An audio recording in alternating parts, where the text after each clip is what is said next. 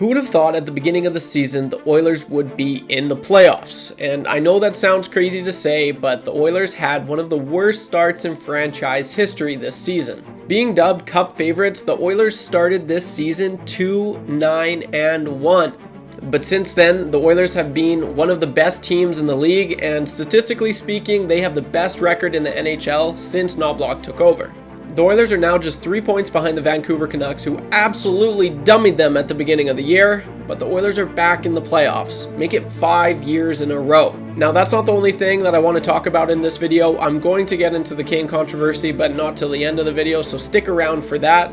But guys, I don't usually say this. Leave a like. The Oilers are playoff bound. Oh, gosh. Oh, look at that. Got my EST mug here, EST shirt, let's go, represent. Holy crap. Holy crap! Let's go. I wanted to get this video out earlier, and I'm sorry that I didn't, but it's been busy. It's been busy to say the least, but yeah, guys, let's go. Though if you're new to the channel, obviously you know what to do. I'm so happy. I'm so happy the Oilers made the playoffs. I remember the first time that they did, it was, well, I'd been watching the Oilers for almost 10 years, and then I started watching in probably about 08, 09, and then, so I guess it was 8 years, and then they made it, and now it's crazy. I'll never take for granted when, you know, the Oilers make the playoffs, because I know what it's like to not make the playoffs. Trust me, I know. Hello, darkness, my old friend. I've come to talk with you again.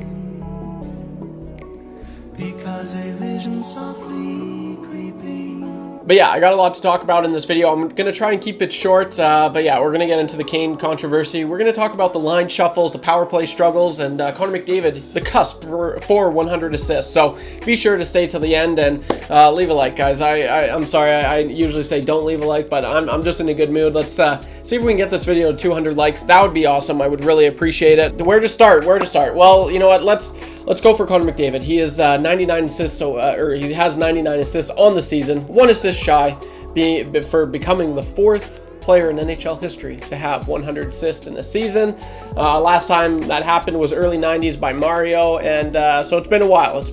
And Connor McDavid could do it as early as Wednesday when they play the Vegas Golden Knights. I thought he was going to do it yesterday against the Calgary Flames, but whatever. He got he chipped in a few and whatever. So as far as the power play struggles go, and I know a lot of people are really ripping in the power play. I do, you know, I work for Edmonton Sports Talk. I'm the junior producer, so I produce pretty well all the shows, and a lot of people in the nasty chat, we do a live stream pre and post, we're just saying like the Oilers power play is just terrible. It is just god awful, and you know, you're not wrong. It's funny because they're right now, they were second for quite a bit with their power play percentage. It's now dropped to 3rd in the league, so you're ripping on a power play that's 3rd in the league, and it's you're expecting way more from this because, you know, obviously they had high expectations from last year. But there's one point I will say, guys, like the Oilers are scoring at a rate on 5-on-5 that there wasn't even close to what it was last year, and so you're going into the playoffs being able to score 5-on-5. That's huge. And if you know, the power play, that's not how you score goals. You should never rely on your power play. And I feel like the last few years, that's kind of all the Oilers were doing. Okay, you know, they're playing okay. Whatever you get on the power play, you know they're going to score, but then they couldn't do nothing 5-on-5. You go into the playoffs being able to score at 5-on-5. I take this year's Oilers team with the third best power play in the league, and they're really good 5-on-5 play. Then last year's just they couldn't score 5-on-5, but yes, they did have the best power play in the world, but they relied on it way too much. It was way too much, and I had like family back home saying, no, this team's not going to win anything. They rely too much on their power play, and I kind of agreed though, and I was like, yeah, you kind of got a point. So you get it done 5-on-5, and that's what the Oilers have been doing. You don't rely on the power play, which, you know, and who knows, they could be holding back on some, you know, maybe some tricks up their sleeve. I'd like to think that they're kind of just, I don't know, if you watch them, they're just super patient on their power play. They're not whipping it around. Actually, Calgary Flames yesterday, their power play, they were whipping that puck around like crazy.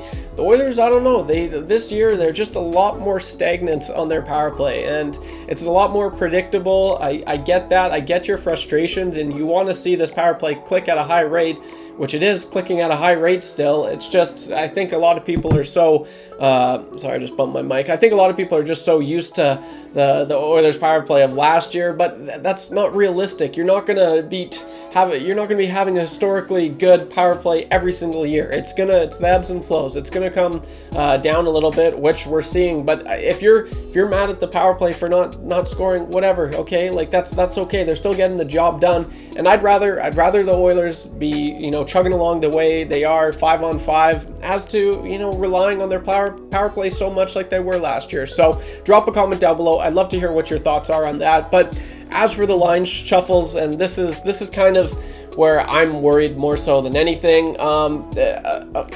Aside from McDavid, Nugent-Hopkins, and Hyman, which was the best line, and I did a video on that. It was the best line in all of hockey for about a month, and it has since tapered off.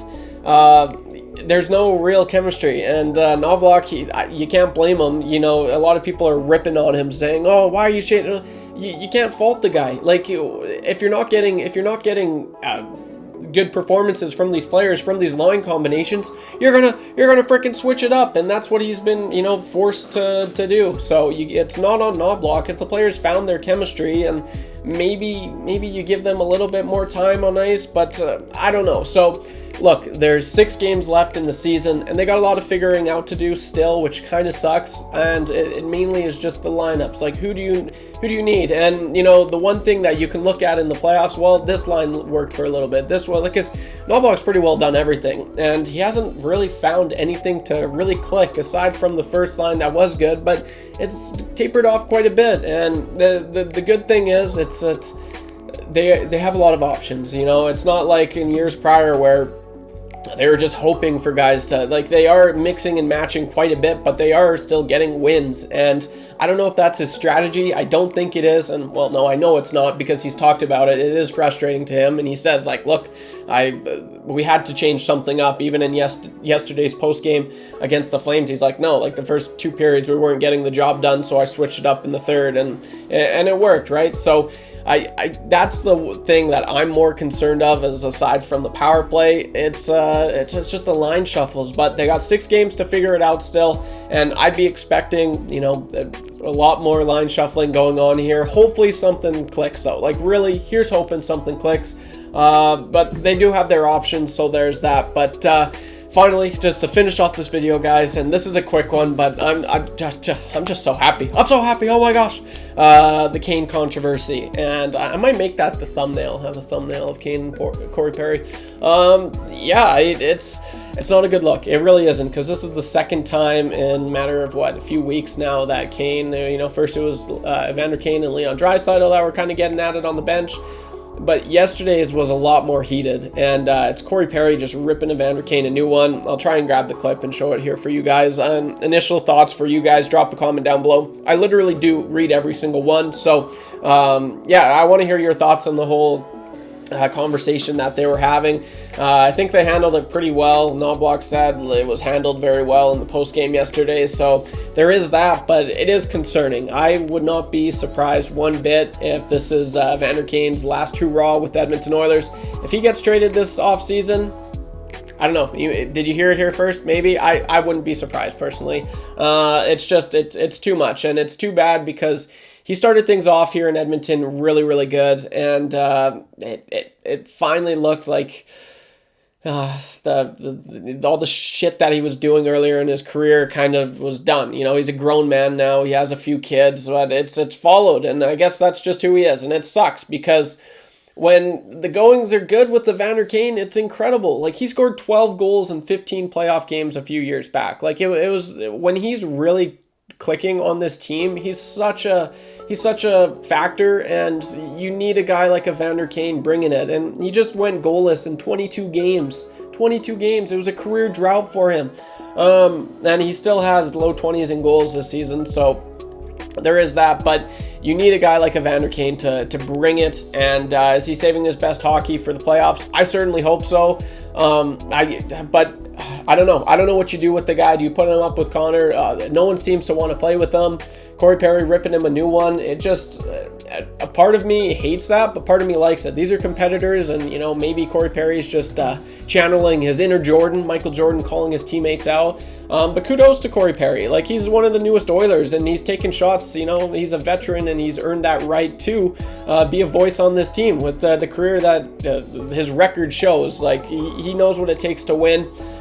So I don't mind that. Leon Draisaitl getting at Evander Kane. Evander Kane's probably like, who's this young guy? I'm older than him. Like, you know, get bent kind of thing. But Corey Perry, he's a chiseled vet. They both are. But you got Grandpa Corey Perry ripping Evander Kane a new one. You know, maybe it'll smack some sense into him. I don't know. Hopefully it does. But one thing I do know is the Oilers are playoff bound, baby. And yeah, I cannot wait. I remember last year, it was my first year being here in Edmonton, and just the most people I've ever seen in my entire life. I'm from a super small town, southern Alberta, Pincher Creek. Put it on the map. It's a great little small town right in the Rockies of Alberta. I love that place, but dude, it's incredible. Like, I remember like just looking and seeing so many Oilers fans and just so many jerseys and just the vibes. I guess that's what people are saying nowadays, but the vibes were just tremendous, and it was so cool. And I moved here, this is what I moved here for, to be in these kind of moments. And if you're a hockey fan, you just really have to enjoy it, because as Buffalo Sabres fans, as Oilers fans know, these moments don't really come that often. And before you know it, playoffs are going to be done, and you're going to be, you know, just wishing hockey's back. So I cannot wait. I'm forever just, I'm so happy that, because honestly, I didn't think that they were going to make the playoffs. And it's funny in saying that, but they lost to the San Jose Sharks.